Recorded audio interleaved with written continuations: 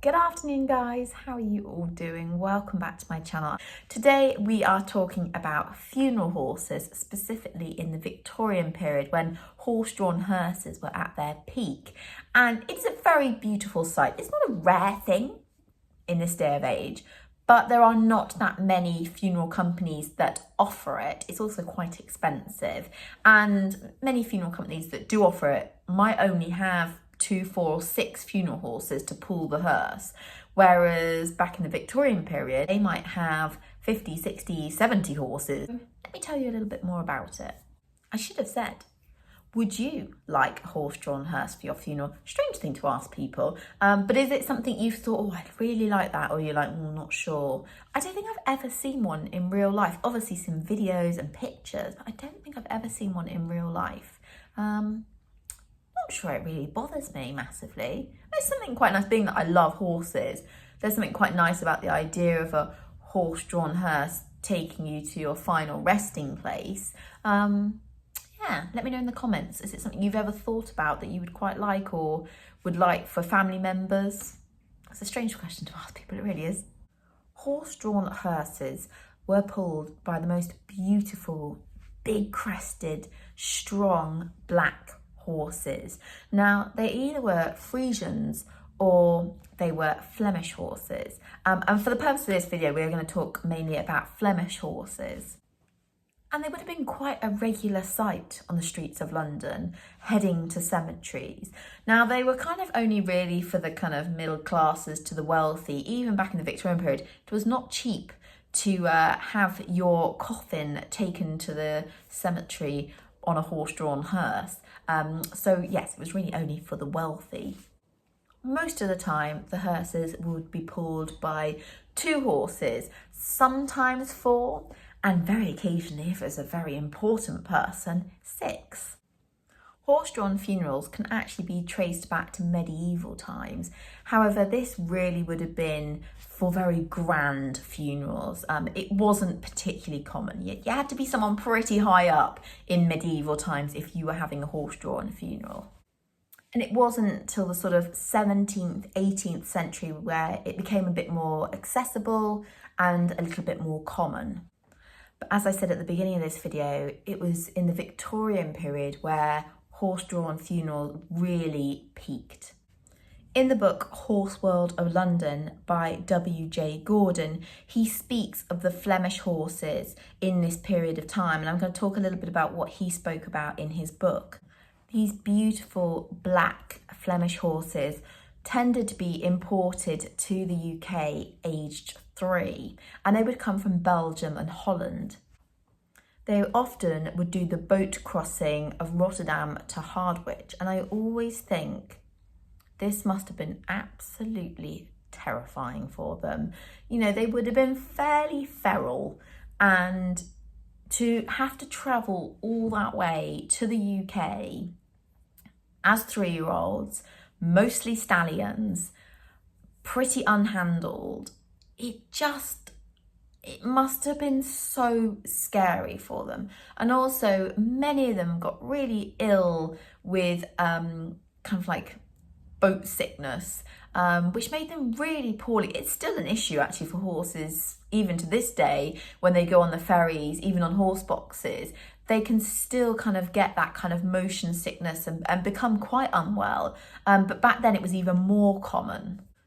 And these horses were being specifically bred for the funeral industry. And it wasn't just the UK that wanted them, it was also America. And actually America was kind of pushing up the price, you know, because people wanted these beautiful horses.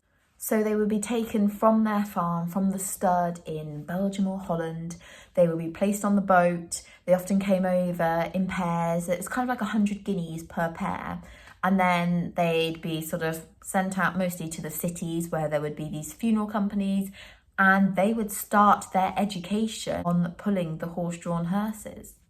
An extract from the book by W.J. Gordon says, in about a year or more, when they've got over their seasickness and other ailments, have been trained and acclimatised, that these horses would fetch 65L each, which I believe is pounds, but I could be wrong, so let me know in the comments. I've tried Googling it, but I'm not getting a particularly clear answer. So yeah, let me know in the comments if you know what the L was for. Now, these Flemish horses tended to work 6 years, which I was quite surprised by. I thought they might do a little bit longer. Omnibus horses, tram horses, hackney carriage horses, these horses worked incredibly hard and didn't last very long. But the kind of funeral horses, yes, they worked hard, but I didn't think they would necessarily do the same amount of hours. And also, their carriage loads were a lot lighter because obviously they were carrying coffins and only one coffin. So they weren't pulling the weights that other horses working in the Victorian period would have been. So I was quite surprised that actually on average, they only lasted 6 years of a working life. So we're talking about 10 years old and they probably end up at the knacker's yard. But they did work hard and they would do many outings throughout the day, depending on what kind of, what was going on in the world at that point of time. For example, if there was an outbreak of flu, these horses would be working a lot harder. As I mentioned earlier, most of these horses were in fact stallions, and obviously that helped. By being stallions, they had kind of bigger crests, you know, their necks were more impressive.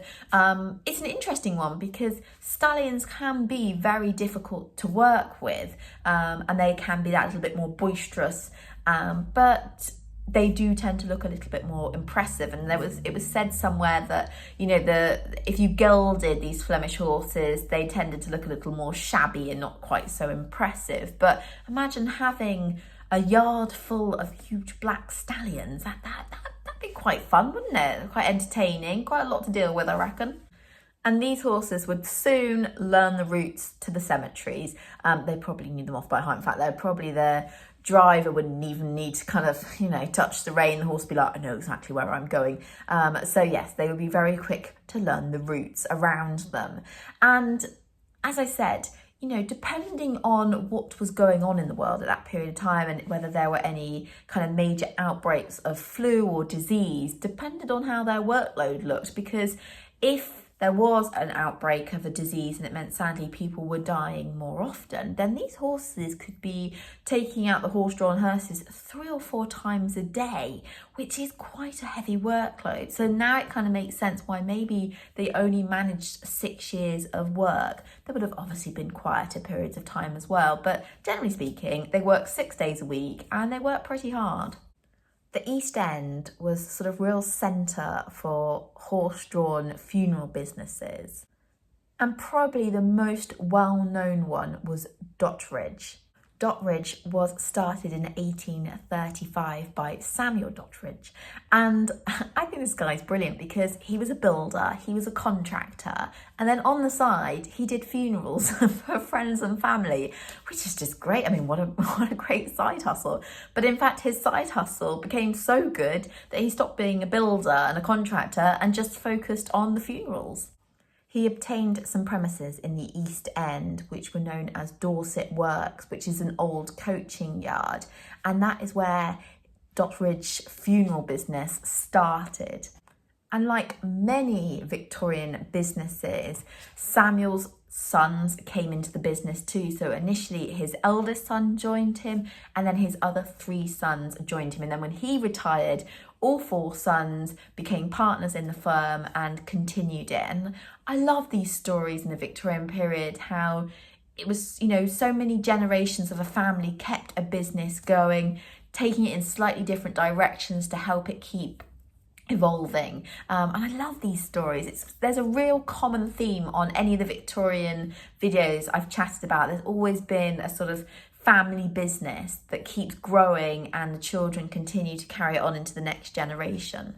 So with Samuel retiring and the 4 sons taking it over, it then became Dottridge Brothers Limited. They had 80 Flemish horses, and remember, the majority of these would have been stallions as well, so that's a lot of stallions to be dealing with. But not only did they do the horse-drawn hearses, and obviously remember they'd also do horse-drawn carriages to take you know, the family members as well. They also had a sort of business of supplying coffins and handles and kind of everything you needed for a funeral. In 1913, the business had 320 people working for them, which is incredible, and 115 horses. If upon your death you were being placed into a horse-drawn hearse, it showed you were wealthy, it showed that you had money. And with the wealthy, as much as obviously a grieving family wanted to give their loved one the best send-off, it was also wanting to show everyone else around that, you know, you were doing things properly, that you had money to do things properly. So it was kind of a tale of two sides. One, for the grieving of the lost loved one, but also to kind of say to everyone, look what, you know, we're doing it the right way, the proper way, the wealthy way. The more expensive horse-drawn hearses were beautiful, so intricately carved, the detail on them, I mean, they really were a work of art. The beautiful horses would have the plumes on their head with the feathers coming out. If it was a child that had passed away, often it would be a white horse-drawn hearse and sometimes even white horses. This was not something the poor could afford. And in fact, and I never knew this, for the poor, they often thought ahead about their funeral, their death, and they would put money aside in preparation for it. And obviously, sadly, in this period of time for the poor, it was very common for children to die. I mean, there were huge families. So they would really think about making sure money was put aside for funerals, and often would go without food to make sure that they put the money aside that they needed to cover any funerals that might come up. And that really surprised me, that they were kind of that disciplined with saving money for their funeral. You can just imagine how busy, how full of life the Dockridge stable yard would have been. All these beautiful black Flemish stallions, probably all rather kind of excited to get on and do their job. The stable boys running around. I mean, they would have been spotless. The tack would have been spotless. They would have been well cared for. They really would have been well cared for. They would have been fed well. You know, you wouldn't have wanted some poor looking black stallion coming out to pull your horse-drawn hearse. So they would have been well cared for, fed well. And it sort of went out of fashion, horse-drawn hearses, kind of in the First World War. Sadly, many of those stable boys would have gone off to war. Many of those horses would have been used in the war. And people didn't have as much money. And so it just kind of fell out of favour. Also, we then started to see cars, and, you know, before you knew it, we had the motorised hearse. And so, yes, it sort of fell out of fashion. But actually in the World War One, women took over the roles. So they were looking after these horses and even driving the horse-drawn hearses for a while. But as I say, it's still, I don't know if you'd say necessarily popular, but it still happens today. So people do have horse-drawn hearses for their funeral. A beautiful sight. And I think having horses take you to your final resting place, there's something very beautiful about it.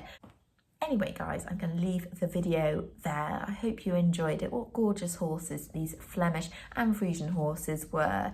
They did an incredible job and will forever really be known as funeral horses.